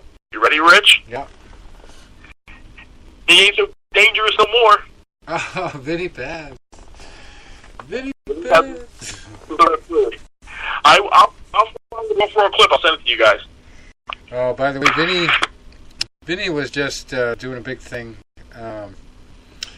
down there in Providence, Rhode Island, with the fighter. The fighter there. What's his name? The guy Mickey Ward? Yeah, Mickey Ward. Call him the fighter off the movie. That's bad. That's like a lame fan move, right? I gotta remember that guy's name. Mickey Ward and Vinny Paz. Yeah, that must have been a sight to see them too. Hamming it up for the cameras and they're celebrating and they're promoting one of the shows coming up. That was actually the show that Jimmy Birchfield got arrested at. So I hope they weren't involved in that. Wow. Vinny's got enough legal problems as far as I can see. He's probably needs some assistance. My legal Hopefully he's getting through all that stuff. Anyway, I'm gonna get to a big fight card last week was in Brooklyn, and speaking of former guests of ours, Edwin Rodriguez was on that card. One of our great, interesting guests. Talked to him about a lot of different things. He even got on chess at some point to that one. And he's, got a real tough situation with his children. They got, or I think one of his kids got some kind of a developmental disorder, so he struggles with that, and just had an unbelievable, incredible, undefeated career, and then decided he wanted to fight Andre Ward. One of the only ones to accept to sign on the dotted line with Andre. And other than that, he's had a fantastic go. And just not another one. So, congratulations there. And it was, let's see, Edwin Rodriguez. It was another loss, too. He's got 30 wins, 2 losses. But yeah, the big one was that took away his undefeated record was Andre Ward. This fight he's got coming up, the one Saturday was Mitch Williams, who came in at 16-6-3. And Not the former Phillies. I don't think so. That's probably a pretty popular name. But yeah. Let's see, who's the other guy I lost to? It was another loss against Thomas Williams Jr. So I don't know if Mitch is related to Thomas, but maybe there's another fight. You try to beat me up, so I'm going to beat you up. Yeah, you got a unanimous decision win there. It was 2016 was his last loss against this guy. Thomas Williams Jr. is 19-1. Not that loss. But this one was a unanimous decision win over Mitch Williams, and it seems like a little bit of a tune-up fight for him. Another world beater going back in against him. His last fight was Lionel Thompson, also a unanimous decision win last February 2018, 2/17, so about a little over a year on shelf. So yeah, we'll keep an eye on him. Also on that card, we had Erislandy Lara in the main event, fighting to a draw. Not really impressing a lot of people. A lot of criticisms on the performance in that one. I didn't get to see it, but Brian D. Gracia came in at featherweight at 24-1-1. No, that's the co-main event. Brian Carlos Castano came in at undefeated 15-0 and 5-2. I believe it was a majority draw or split draw. I didn't get to see. I didn't get to see all of it, but it was all 3 judges were split. 1 to Lara, 1 to Castano, and 1 had it as a draw. So you had 1 guy in the pocket for Castano, 1 guy in the pocket for Lara, and the third guy that forgot to bribe. Well, I don't know. I didn't get to see it either, but Erislandy Lara has had a lot of controversy in his career. Maybe too much for 1 guy, but the one fight I saw him at the Cosmopolitan out there in Vegas, there was a big controversial little blow in the middle of it, and I think he was disqualified or something happened in the main event that night that he was in. That either he got screwed or there was something that happened that wasn't right. But I do remember there was before any of the final decision, whatever it was made that night. Actually, I'm gonna look it up now. I think about it. There was a low blow at some point in the fight, and between rounds, actually one of the guys at ringside who was a photographer and had one of them fancy digital cameras. I hadn't even really been talking to him, but sitting right next to him, and he's like, "Look at this!" And he pulls up the shot that the referee just took a point off of him for, and it's literally like 2 inches above the belt line. Clear shot right to the belly, and it took a point off. It's just some people are just controversy magnets, I guess. Anyway, yeah, that was. Let's see, Cosmopolitan. Too long ago. Just looking at his record right now. Cosmopolitan. That was a draw too. Come to think of it, against Carlos Molina. Back in March 25th of 2011.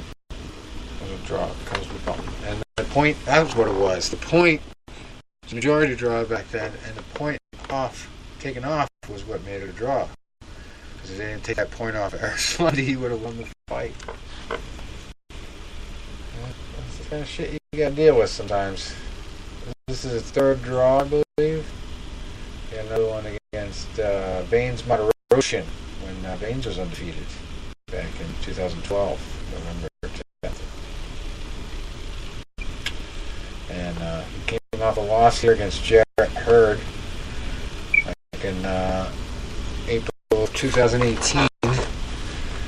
And this is another shot at a title, WBA World Super Welterweight title, but just couldn't convince that one judge to give another point.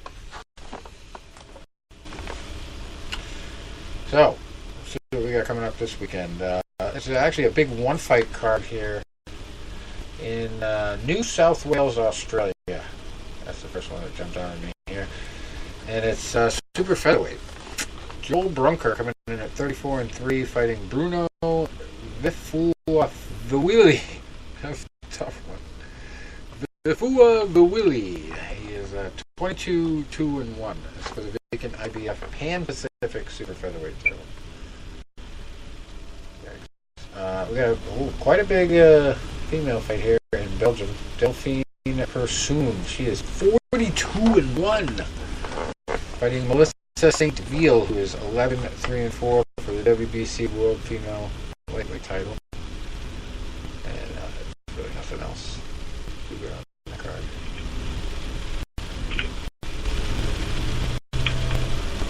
There's one from France, of all places, giving us a good main event.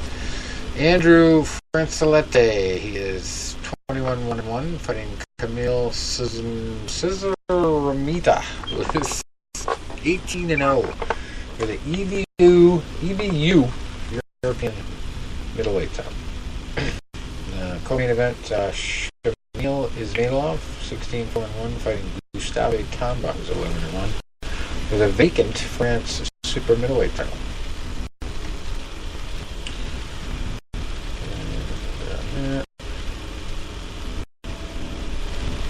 Mexico.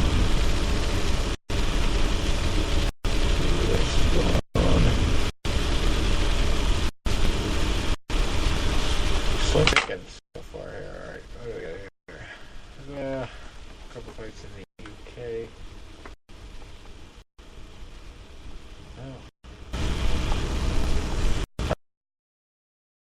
I don't know if it's a mismatch of the week, but we got some opponents on this card. 4-38. How's that for a record? Robert Studzinski. He's not quite the stud. Studzinski. His record is 4-38. What else? Main event there in Essex, UK. Michael McKinson, 15-0, and Ryan Kelly, who's 13-1 for the WBC International Silver Welterweight title. But then you've got Martin McDonough. I think he's in the mismatch of the week. He's a favorite fighter in the mismatch of the week here. He's a super lightweight.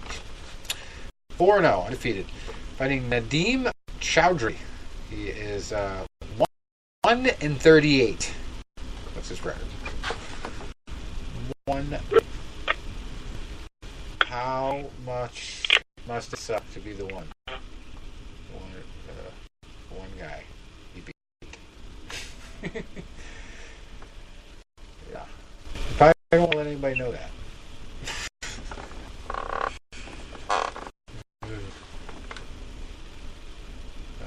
Only one guy with over 100 losses. That's good. Good for the UK. And you gotta love a fight in the UK where the main event has a guy named Paddy McDonough fighting. Paddy. Paddy McDonough. He is 11-2 fighting Nathan Thorley, 12-0 for the vacant BBBFC Celtic light heavyweight title. A new one. I've heard of that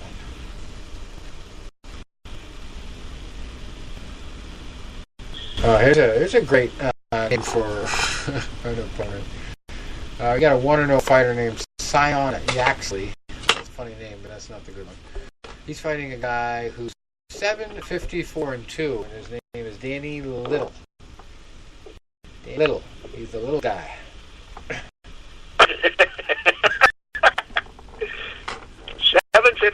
huh? 54. 4. He hasn't lost yet, Tom. So 54. He hasn't lost this guy yet.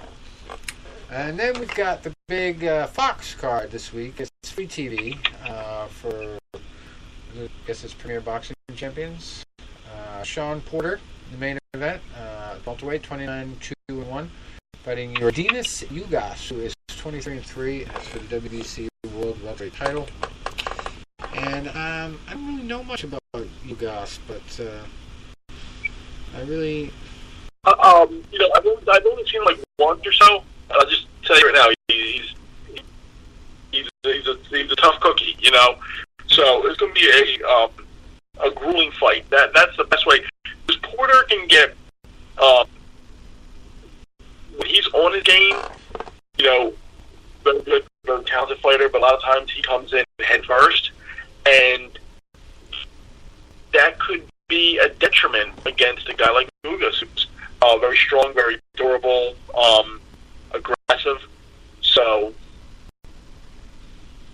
you know, it should be interesting. Yeah. Sean, I don't think there's anybody in that division that has the output that he does. He just never stops. Just output, always busy, always in your face. And unless he gasses out, that usually doesn't hurt him. So, a guy like Ugas, he's a little bit less seasoned, but he could give him a little bit of problems. But I just think this is just kind of made for him. This fight is just, the guy's going to push him a little bit, but Porter's just going to mow him down. That's what he's paid to do. So I think this is going to be not an easy fight for him, but one he's definitely supposed to win. Yeah. So hopefully, he's probably one of the most famous of our former guests in the boxing world right now, because he's fighting all the big fights all the time. But yeah, it goes a long way back. I think it was like one of our first 1 or 2 years, Tony, we had him on the show. It goes so far back, I don't even think we have it. Yeah. It was a while ago. And I just, Rich, when we first started doing this together, like I said, I joined you on the show in 2008. So I've been doing it 11 years now. Yeah. So it seemed like, yesterday, but the most prominent type of guests that we get are guys that are just coming up, or guys that are maybe out of the limelight. You get the guys that are just coming up. When we got Sean Porter, when he was just coming up, I don't even think he was ranked yet. We had, Hank Lundy after he only had a handful of fights. We had Danny Garcia shortly after he broke into the pro ranks. These guys are all titles, or title challengers. Other guys are out there, and they're like, hey, I want anybody to want to talk to me right now, because I want to get mine out there any way that I can. Or a lot of times you'll get guys that maybe their careers are winding down, maybe they're retired, and they want to get a little bit of that recognition. They want people out there to say, hey, I remember you, I respect, what you did, what you brought to the game for us. That's why we've had the guys like, Roy Jones was pretty much on the downside of his career, even though he was still fighting. Ray Mercer, the same thing. He was still fighting, but pretty much on the downside. Riddick Bowe was retired. Big Paz was retired. And these guys were, great action fighters. These guys that were world champions that, they were the top of their game. And right now, it's like, maybe people aren't talking to them as much anymore, and they're like, man, I still want to talk about, some of the great things that I did. And so, it's,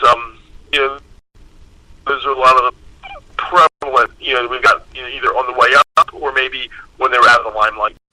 And hey, I'll talk to anybody. If you're associated with the fight game, I'd love to talk to you just because, everybody has an interesting perspective. Because boxing, unlike your sports, like your football, your baseball, things like that, your combat sports have that a little bit different of a mentality. I even mentioned it when I was on Hank's show a few weeks ago, and someone asked me, why I got into boxing, and I said, it's all on you. I mean, yeah, your trainers have a big part of, preparing you, but it's you in the ring. It takes courage. It takes dedication. It takes discipline. You have to be able to be willing to go and do that. And I think that is the most pure of all of the athletic competitions. Yeah. Well, I mean, one of the most drawn out, long, and thoughtful answers to that question of why do you love boxing so much that I've asked a guest was from Teddy Atlas, and he basically, it took a long time to say it, but he basically said that anybody that's willing to put themselves out there, to put it all on the line and go out there and win or lose, just step into combat with another human being, it's just, you got to give that person ultimate respect. And it's like, I know Mark didn't talk about it a lot, but Mark DeLuca, we just had on the show, he's talking about, one of the things he loves best about boxing is just that mentality, that lifestyle. And I didn't really brag about it to a lot of people. Yeah, I'm a fighter, I'm a boxer, but when I was a boxer, I definitely noticed just people just look at you different. They treat you different. They'll never pick a fight with you, number one, but they just give you so much more respect, and it's obviously earned in most cases, unless you really suck as a boxer. But it's and it's just to most people who do it well, it's just something that they love, and they don't think about it as dangerous even. But just the fact that you're doing something so dangerous, people just look at you differently, and they give you a lot more respect than just a normal person. So this is something that I've taken from one of my. I was just for some reason thinking about one of the most bizarre moments we ever had on the show, and one of the craziest interviews ever. When Riddick Bowe said he wanted to fight me. You remember that? Jeez. He was about to go into that Muay Thai match, and we got him on the show, and could barely understand him. But then, I guess he kind of, I think he was getting a little aggravated with my questioning or something, and he says, "Why don't I fight you?" I felt bad when we had Rick on the show. But Tom, I don't remember if you had joined us by this time or not. I think it was like in 2012-ish. I had just missed it. Okay. Just missed it. Because Riddick, and hey, I grew up watching him. I remember, when he first came out of the Olympics in '88. I remember watching his career, and Riddick, for a talented fighter, could never get away from controversy, and I think a lot of it had to do with Rock Newman, who was the manager. And I felt bad for Eddie Futch, because Eddie Futch, being a classy, soft-spoken, knowledgeable guy he was, I think Rock Newman and his circus really overshadowed a lot of that, and I think he was a big influence on Riddick. Because every time you think of Riddick, instead you think of it, hopefully a lot of people think of his great first fight with Evander Holyfield, which was what I think I ranked in my top 5, definitely heavyweight title fights of all time. But what else do you think of? Fan Man. You think Fan Man. Fan Man. What else you think of? You think of the two Andrew Goliath fights, and the one that started the whole brawl at Madison Square Garden. Right. And, all the crazy shenanigans and this and that. Because Riddick had a bunch of thugs that followed him around. And Rock Newman probably, was the worst of the worst of them. A lot of people also forget this. Tuesday night fights, before he was champ of the world, he had a fight with a guy named Elijah Tillery, who was also another thug. And Tillery was a journeyman at best. First round, they're jawing each other, both scores a knockdown, they're both back to the corner, and one says something to the other one swings a punch. Next thing you know, Tillery's trying to kick him below the belt, and Bo pushes him back to the rope, like a WWF match, and then who jumps in? Rock Newman, the manager from the outside, grabs Tillery around the throat. Bo throws a wild hand right. They tumble over the top rope. You couldn't script it better, for a purpose event. But everything about Riddick was always controversial. But we have him on the show, and I felt so bad because you couldn't understand what he was saying, and if he laughed, we laughed, just because we didn't know what else to do. It almost reminded me years ago when we had Peter McNeely on the phone, and Peter, another guy that had some controversial moments in his career, and I know he had some substance abuse and alcohol problems, but Peter got on there, and the first question he asked me was, I said, "Hey Peter, Tornado here, and he goes, how are you?" I think at the time I might have been 38, 39. I'm like, yeah, I'm 38 years old. He said, what? And I said, why did you ask how old I am? He goes, I didn't ask how old you are, I asked, how are you? And I'm like, oh.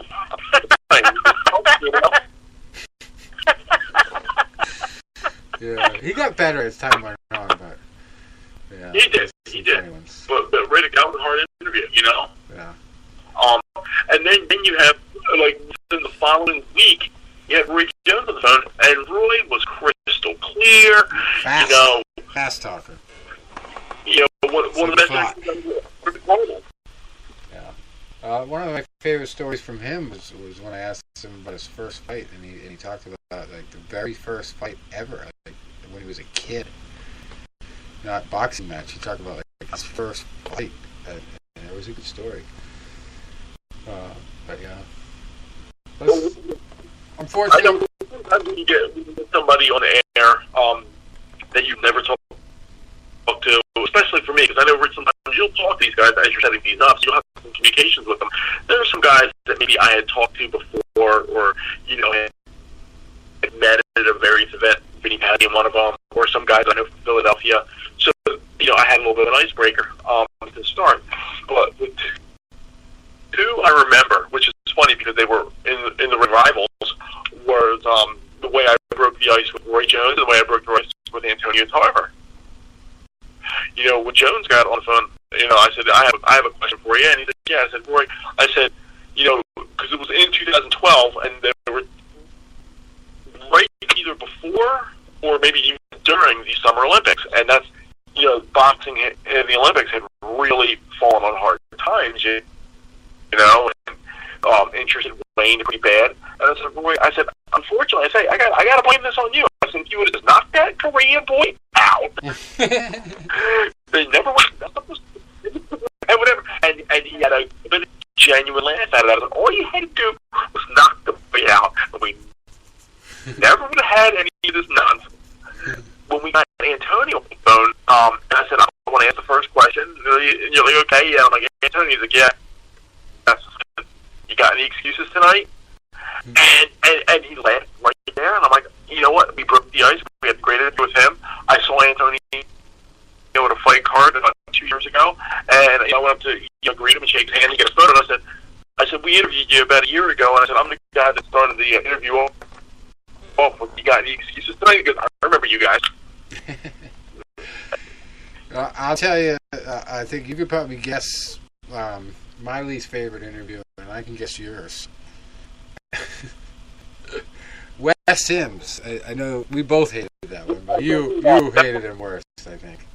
Who's mine? Interview I've ever part of, Tom. It was literally my first 2 weeks on the first week I was on. We had a female guest. I forget who she was, but I had connection problems problems, and I had to dial in. I dialed in late, for whatever the reason was. Then next week was this guy, and what a clown, you know, so unprofessional, and we sitting there, and he's making these, a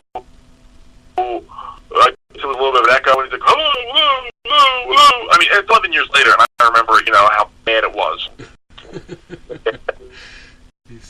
Rich, you were definitely right with that one for me. For you, oh my God, I remember we had the one guy. Was it Kung Lee? Maybe. Yes. I knew you'd get it. Kung Lee. Yeah, it was everything was like. I thought he was an intelligent guy. I thought, this was going to be a great interview, and it was like he was trying to catch a bus in 5 minutes. Like, one-word answers and never elaborated on anything. It was bad. It was so, you fight with so-and-so, blah, blah, blah. Yeah. Yes, sir. Yeah, it was a good fight. And it was like, not only were they one-word answers, but there was no emotion with the answers. I'm like, you could ask me a question like, hey, Tony, you always say about how your fight with Jordan was one of your greatest moments. I'm like, yeah, absolutely, bro. You're right, that's a two-word answer. That's it, right? All I said was absolutely, bro, but I showed emotion in doing it. Right. Hey, man, you always say, like, you love to get out there and crank, left hooks, never hook with a hooker. Yes, sir. I'm saying the same words he did, but with emotion. Big difference. Yeah.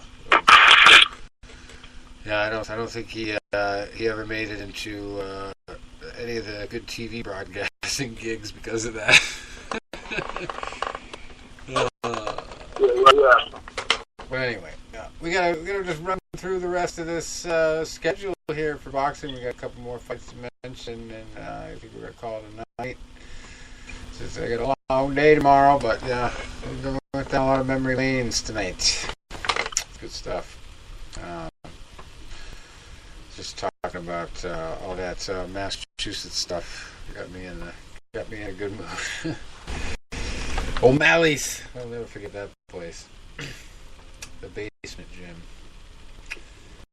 But anyway, that card that we were just talking about, I do want to mention the co-main event is Francisco Santana, 25-6, fighting Abel Ramos, who's 23-3-2. We've also got a pretty decent bantamweight fight here. Damian Vasquez, 14-0, and Juan Carlos Payano, who's 20-2. And tucked down here in the middle of the card at welterweight, we have Robert Guerrero in his second fight back since losing 3 in a row. He is 34-6-1, fighting Hevinson Herrera, who's 24-16-1. So obviously a little bit of a tune-up for a guy who's trying to make his way back into the sport. And he knocked out his last opponent, so who knows? This is definitely looking good for him. And we got the Jesus fight of the week on the card, too, at lightweight. 4-name Jesus Marcelo Andres Queller. He is 28-3, fighting Carlos Padilla, 16-9-1. And then we have another guy back in action after a little bit of a layoff. Joe Smith Jr., 24-2, fighting Dimitri Bivol, also in New York. And it's going to be... That'd be a good fight. Good Smith, a tough guy. He's a durable guy. Good puncher with his right hand. And now he's going to be the underdog going in this fight. Dimitri Bivol, who I got to see in Atlantic City last year, he's one of the top guys in the division. No other way to put it. And so he should win this fight. He's got the punching power that, he could theoretically put Smith, out. But it's a fight where likelihood of going the distance with people winning, but it's a fight that would be entertaining enough where you say, you know what, this is a good fight that I'd want to sit down and watch. Right. Good Good stuff. Joe Smith, he's, let's see, he's lost to Sullivan Barrera by unanimous decision. And back in his early days, let's see, let's count 1, 2, 3, 4, 5, 6. Lucky 7th fight in, he lost by TKO to Eddie Caminero, who was 6-3. And at the time of his last loss, fighting for the WBC International Light Heavyweight title, which he had around his waist until Sullivan beat him. Sullivan was 19-1 going into that fight, so yeah, this is a big test for Joe. See if he can keep up the winning ways. He recovered from that Barrera fight and beat Melvin Russell, who was obviously a tune-up. 11-4 was his record going in last year. He KO'd him, so he proved the tune-up worked, and now we're going to see the big race that he's going to race the engine in after the tune-up. Co-main event there, Maurice Hooker at super lightweight, 25-0-3, fighting Mikel Lespierre, who is 21-0-1. That's kind of weird. You got these guys. They got 4 draws among them, but no losses. WBO World Super Lightweight title on the line. So this is our Somebody Zo's Gotta Go fight. And let's see, Callum Johnson is also on the card at light heavyweight. He's 17-1, fighting Sean Monahan, who's 29-2. And geez, they don't cut Joey DeLuca any breaks. Former guest of ours there, nope. Joey DeVaco. He is 19-6-4, and they're putting him in against a heavyweight who is 14-0, Sergey Kuzmin. I haven't heard of him, but sounds like a tough guy. I give Joe that, fight cards in Philly. I talked to him, from time to time. And Joe was one of those guys, like another friend of mine who just lost last week, Garrett Wilson.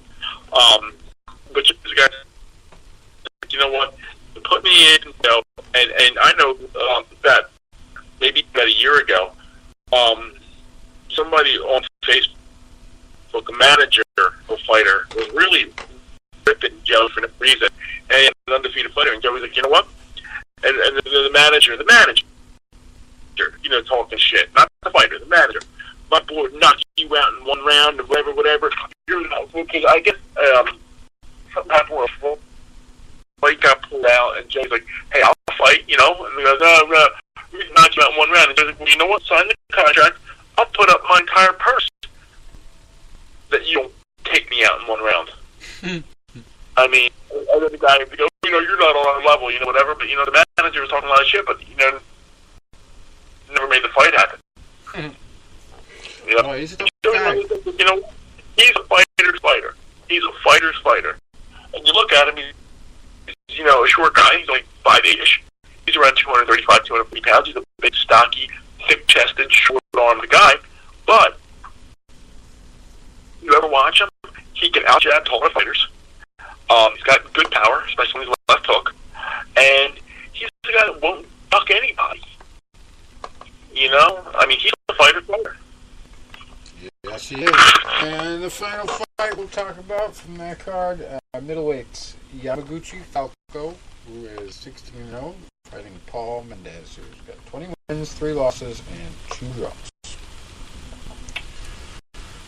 So, action-packed show this week. We covered a lot of distance. In time, for sure. We went back a lot of years. Until I was pre-teens, learning how to box. And I got to thank the great guest we had, Mark DeLuca. It's been a long time coming. And I'm happy to see a guy from Quincy and Whitman and South Shore in general there, my old stomping grounds, making a name for himself and working with some good people and going in the right places. So it's always good. And we wish his dad and Hank all the best in their recoveries. Until next week, guys. That'll do it. All right, guys. Enjoy the fight. Next week, I'm leaving for Florida on Friday, so Thursday night I should be fine. I might be distracted packing. If anything happens within the next few days that may cause a little bit of an interruption with me. I will let you know. Posted. Yeah, keep us posted. All right. All right. All right. Buddy. All right, gentlemen. Welcome to keep me distracted tonight. And we'll talk again next week. All right. Awesome job, guys. Thanks a lot. All right. Awesome. Good night.